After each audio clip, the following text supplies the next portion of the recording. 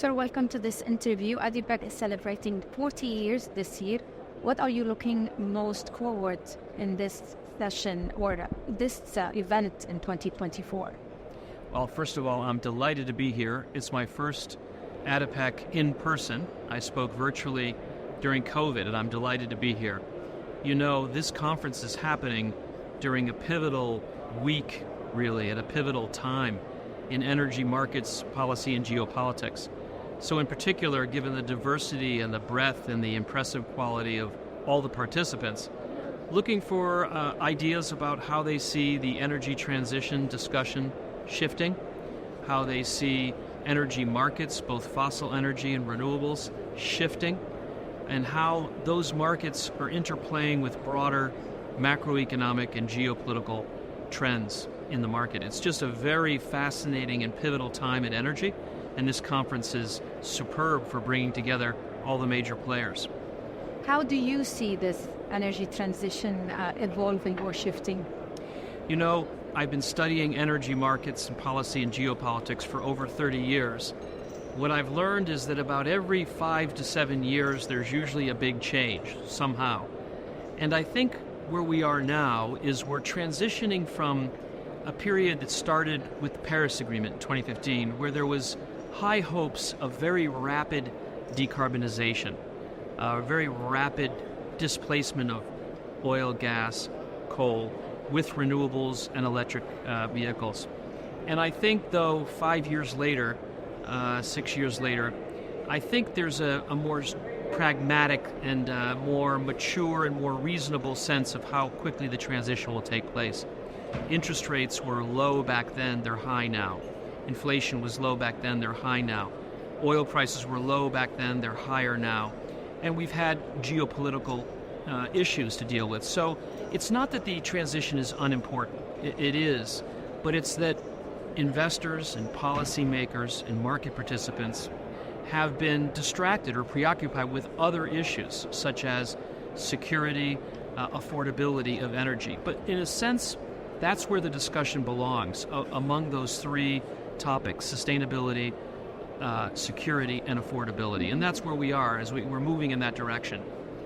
One of the big challenges moving toward that direction is the fund and the money for investing in this energy transition. And Dr. Sultan mentioned that the need is $1.5 trillion annually. How can this be solved?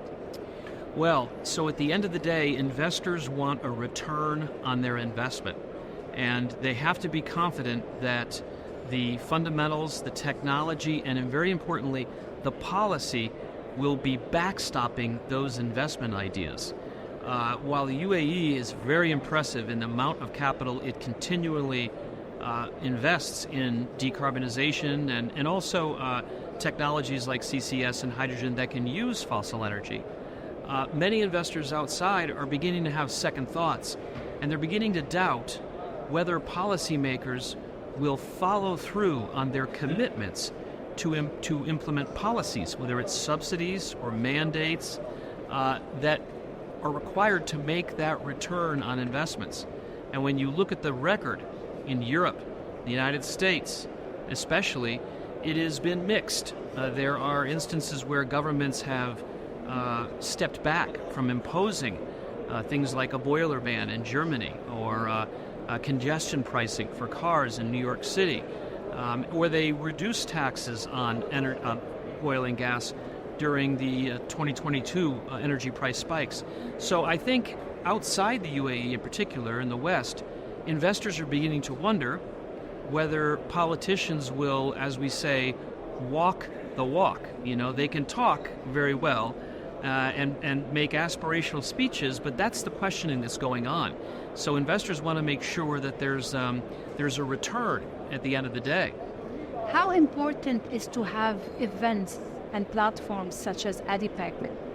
Extremely important, extremely important. Especially in energy, it's the world's biggest business, and we need better data and understanding of what's happening, even in the old fossil sectors. And it's a struggle to have information, produce information, and share ideas and perspectives. And so conferences like ADIPEC, especially ADIPEC, are essential for bringing together folks. I mean, you walk around, it's the whole world, it's the United Nations here. And everybody's here interested in the same set of issues, bringing their diverse perspectives and sharing ideas and chatting. And I think it's, especially in this age of tumults really and challenges internationally, it's all the more important that you have a forum here for everybody in the energy sector to come together. Invaluable.